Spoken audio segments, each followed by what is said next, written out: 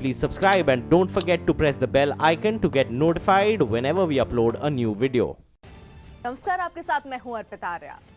राज्यसभा में डोकलाम विवाद पर विदेश मंत्री सुषमा स्वराज के बयान के बाद चीन ने एक बार फिर भारत को धमकी दी। चीन के रक्षा मंत्रालय ने बयान में कहा कि चीन की जमीन पर मौजूद अपने सैनिकों को भारत वापस करे। इसके आगे चीन ने बयान में कहा कि वो इस मामले में बहुत सब्र दिखा चुका है और उसकी सेना हर हाल में अपनी सीमाओं की सुरक्षा करेगी। किसी भी देश को चीनी सेना की क्षमता को कम नहीं आंकना चाहिए। प्रणय, कई बातें इस दरमियान सामने आ रही हैं। पहले ये सुषमा स्वराज कहती हुई दिख रही हैं कि विवाद जल्द सुलझ जाएगा। यहाँ चीन धमकी भी दे रहा है। क्या मुमकिन है? क्या हालात दिख रहे हैं यहाँ पर?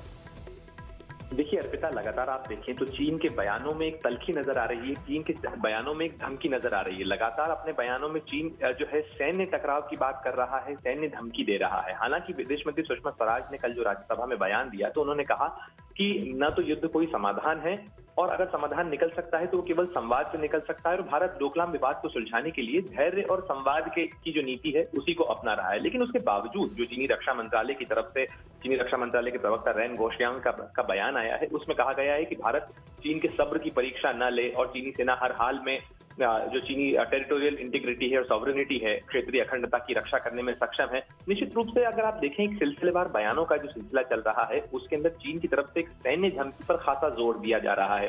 चीन चाहता है कि भारत जो है उसके सैन्य बल से डर के पीछे हट जाए। लेकिन आप देखें कि पिछले 1.25 महीने से ज्यादा का वक्त बीत चुका है डोकलाम विवाद को, लेकिन अब तक भारतीय सैनिक अपनी पोजीशन पर मौजूद हैं। चीन की तरफ से तरह तरह के बयान आ रहे हैं, लेकिन ऐसा लग रहा है कि इस मामले के अंदर चीन भय से या एक जो है ताकत के जरिए इसको सुलझाना चाहता है, जो कि समाधान का तरीका नहीं है।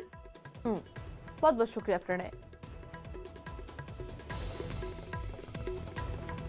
रांची में मीडिया के सामने आए लालू प्रसाद यादव हाथ में कागज लेकर पढ़ने लगे, जिन्होंने यहां प्रेस कॉन्फ्रेंस के दौरान नीतीश कुमार पर खूब जबानी हमले किए और उनकी तुलना सांप से कर डाली। इसके लिए मीडिया के सामने आए लालू यादव ने बेहद तीखे अंदाज में नीतीश कुमार को घेरा। इस दौरान लालू एक कागज हाथ में लेकर पढ़ते दिखे, जिसके बाद सवाल जवाब का दौर शुरू हुआ तो लालू ने नीतीश को सांप बता दिया। बिल्कुल सांप जैसे केचुल छोड़ता रहता है। नीतीश हर 2 साल में केचुल छोड़ देता है। लालू यहीं नहीं रुके, उन्होंने 3 से 4 बार नीतीश कुमार को पलटू राम कहकर संबोधित किया। लालू ने दावा किया कि नीतीश बीजेपी से डर गए। इनके खिलाफ बहुत सारा कोई चीज हाथ में है। इतना ही नहीं, महिला की 3 छोटी बेटियों की चोटी भी कटी हुई मिली। हैरत की बात यह है कि घर का दरवाजा बंद था और किसी के आने जाने की आहट तक नहीं हुई। देखने के बाद देखा बाल कटे हुए वो गली में ही, तो मैं कहा ऐसे कैसे हो गया, तो कह बच्चों को भी देखो, तो बच्चों को देखा, बच्चों के भी बाल कटे हुए थे। चोटी काटे जाने की खबर होते ही मायापुरी इलाके में दहशत फैल गई। खबर मिलते ही पुलिस और फोरेंसिक टीम मौके पर पहुंची और कटी हुई चोटी और मौके से बरामद की गई कैंची को जांच के लिए भेजा गया। हरियाणा और राजस्थान के बाद दिल्ली में चोटी काटे जाने की वारदात को पुलिस गंभीरता से ले रही है और लोगों से अपील की गई है कि वो अफवाहों से बचें। इसके अलावा पीड़ित परिवार की काउंसलिंग भी की जा रही है।